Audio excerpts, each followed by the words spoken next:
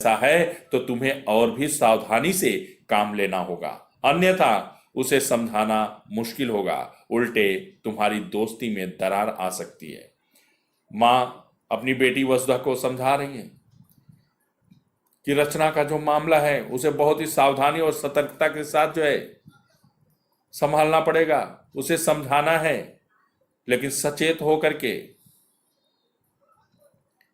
क्योंकि ऐसी लड़कियां जो परिवार के प्रेम की कमी से या पर्याप्त प्रेम न मिलने के कारण किसी दूसरे लड़के के प्रेम के जाल में फंस जाती हैं या उसकी बातों में आ जाती हैं, इनको समझाना इतना आसान नहीं होता, क्योंकि समझाने जाएंगे तो बात को उल्टे ही समझती हैं और ऐसे में जो है सुधार या उसे समझा पाना थोड़ा मुश्किल हो जाता है। एक अच्छी सहेली के नाते तुम उसकी पारिवारिक पृष्ठभूमि का अध्ययन करो, मतलब उसके परिवार का बैकग्राउंड पता करो। अगर लगे कि वह अपने परिवार से कटी हुई है तो उसकी इस टूटी कड़ी को जोड़ने का प्रयास करो, मतलब उसके परिवार के साथ उसको जोड़ने का प्रयास करो। जैसे तुम मुझे पत्र लिखती हो, उससे भी कहो वह अपनी मां को पत्र लिखे, अपने घर की भाई बहनों की बातों में रुचि ले, अपनी समस्याओं पर मां से खुलकर बात करे और उनसे सलाह ले। यदि उसकी मां इस योग्य न हो तो वह अपनी बड़ी बहन या भाभी से निर्देशन ले, मतलब ये कि बड़ी बहन या भाभी से सलाह ले। यह भी संभव न हो तो अपनी किसी समझदार सहेली ये या रिश्तेदार को ही राजदार बना ले, मतलब उसको हमराज बना ले, उसको अपने मन की बातें बताए। घर में किसी से भी बातचीत का सिलसिला जोड़कर वह अपनी समस्या से अकेले जूझने से निजात पा सकती है। मतलब ये कि जो वर्तमान समस्या रचना के सामने है, रचना उस समस्या से छुटकारा पा सकती है। निजात पाना, छुटकारा पाना।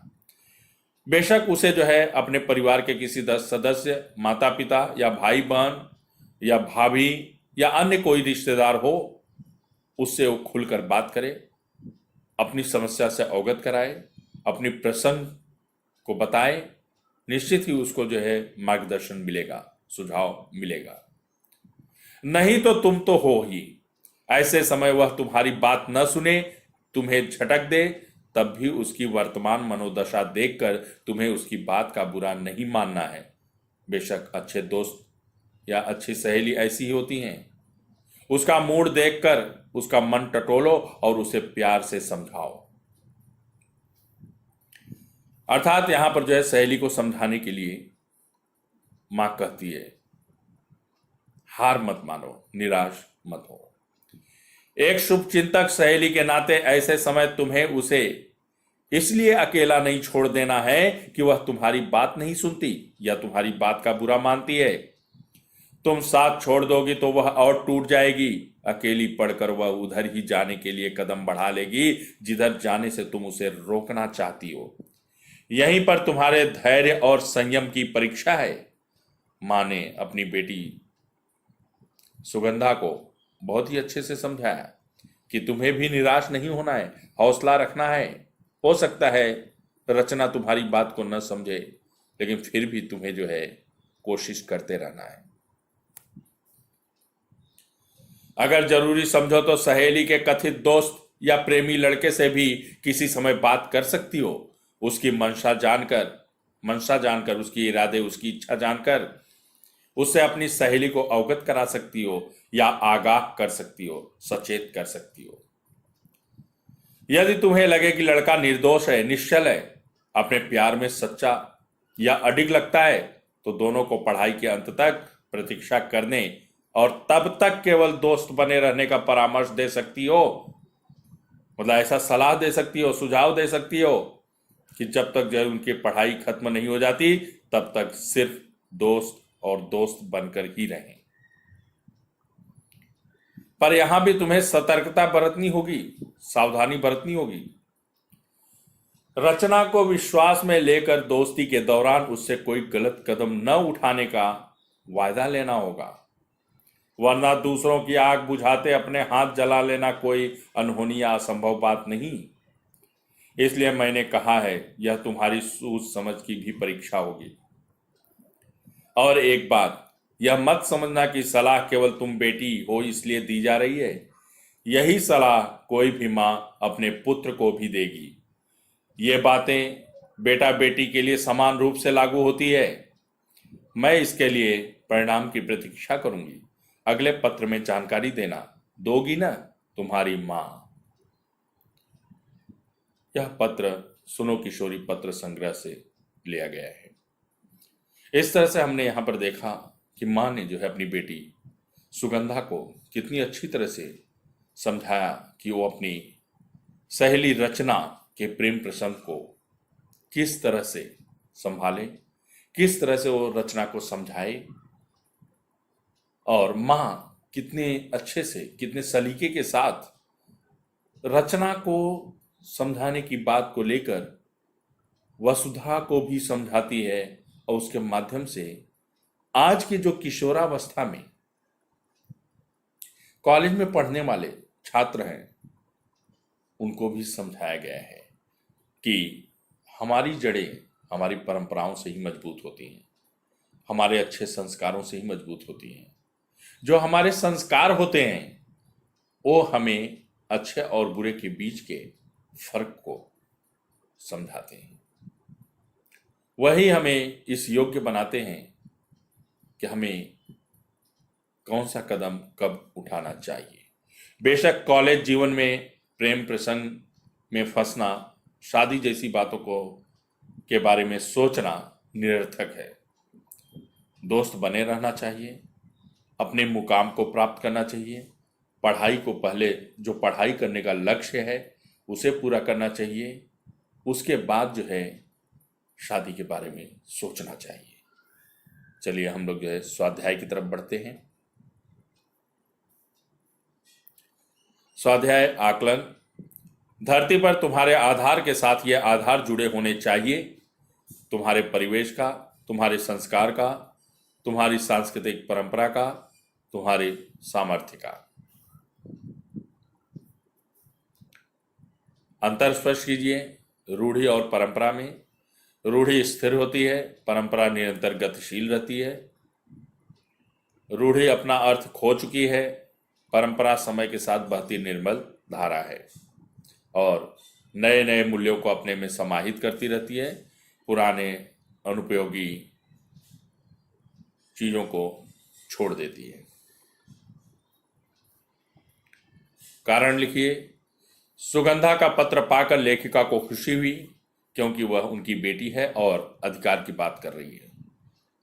पश्चिमी मूल्य रूपी फल हमारे किसी काम के नहीं होंगे क्योंकि हमारे यहां वे पौधे फलीभूत नहीं होंगे। शब्द संपदा। शब्द युग्म को पाठ के आधार पर पूर्ण कीजिए। छत विछत, आदान प्रदान, सूझ बूझ, सोच विचार। अभिव्यक्ति। विद्यार्थी जीवन में मित्रता का महत्व, इस विषय पर अपना मंतव्य लिखिए। देखिए यह अभिव्यक्ति है, स्वमत देना पड़ता है, अपना मत लिखना है, अपना विचार लिखना है। मैंने यहाँ पर आदर्श नमूना के रूप में प्रस्तुत किया है अपना विचार। हो सकता है कि आपका विचार थोड़ा अलग भी हो, आप अपने विचार प्रस्तुत करने के लिए स्वतंत्र हैं। विद्यार्थी जीवन में मित्रता का बहुत महत्व है।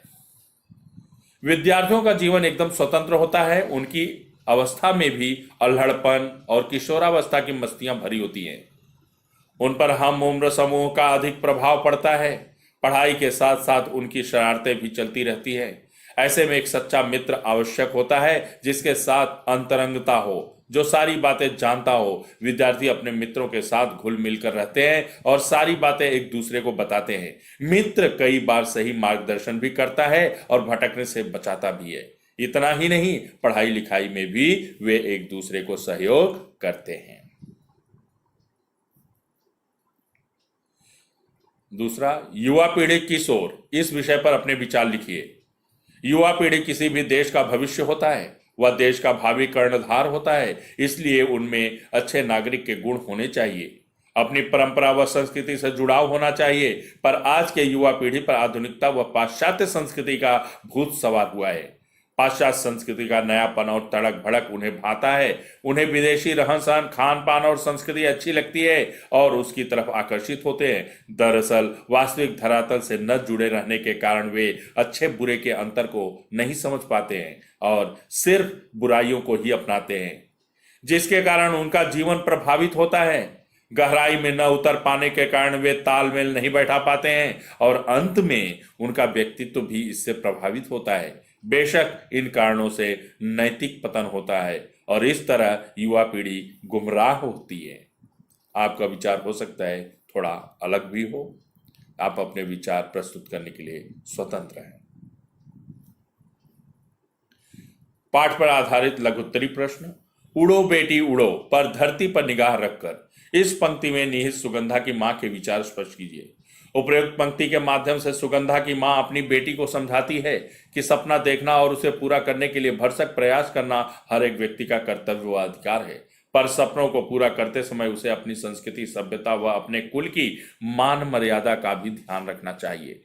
अपनी वास्तविकता को कभी भूलना नहीं चाहिए। उसे हमेशा ध्यान में रखकर ही कदम आगे बढ़ाना चाहिए। अपनी जड़ों से व अपनी धरती से अलग होकर कोई भी मनुष्य सुखी नहीं रह पाता। कहने का तात्पर्य है कि हमारी संस्कृति, सभ्यता, बोली, भाषा और अपनों की आत्मीयता इतनी अधिक होती है कि एक झटके में इससे अलग होकर हम सुखी नहीं रह सकते हैं। तरक्की व विकास के लिए उड़ान भरना आवश्यक है, पर अपने मूल को व वास्तविक धरातल को हमेशा ध्यान में रखना चाहिए। खास करके अपनी परंपराओं को और रीति रिवाजों को जो संस्कारगत होती हैं उसे कभी नहीं त्यागना चाहिए।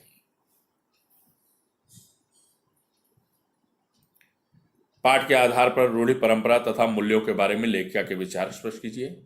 लेखिका ने रूढ़ि को अनुपयोगी और स्थिर बतलाया है, जो कि काल बाह्य हो चुका है, मतलब आउटडेटेड। परंपरा को गतिशील बतलाया है, जो नदी की निर्मल धारा के समान प्रवाहमान है। अपनी गंदगी अर्थात सड़ी गली रूढ़ि को बाहर फेंकता जाता है और अच्छाइयों को ग्रहण करता जाता है। लेखिका के कहने का तात्पर्य यह है कि विदेशी या पश्चिमी संस्कृति की अच्छाइयों व उपयोगी मूल्यों को अपने में समाहित कर लेता है, जिसके फलस्वरूप हमारी परंपरा और अधिक संपन्न, उपयोगी और शक्तिशाली बन जाती है। साहित्य संबंधी सामान्य ज्ञान। आशा रानी बोरा जी के लेखन कार्य का प्रमुख उद्देश्य विभिन्न क्षेत्रों में अग्रणी रही महिलाओं के जीवन संघर्ष को चित्रित करना और वर्तमान नारी वर्ग के सम्मुख आदर्श प्रस्तुत करना ही उनका प्रमुख उद्देश्य था। आशा रानी बोरा जी की रचनाएं भारत की प्रथम महिलाएं, स्वतंत्रता सेनानी लेखिकाएं, क्रांतिकारी किशोरी, स्वाधीनता सेनानी, लेखक, पत्रकार।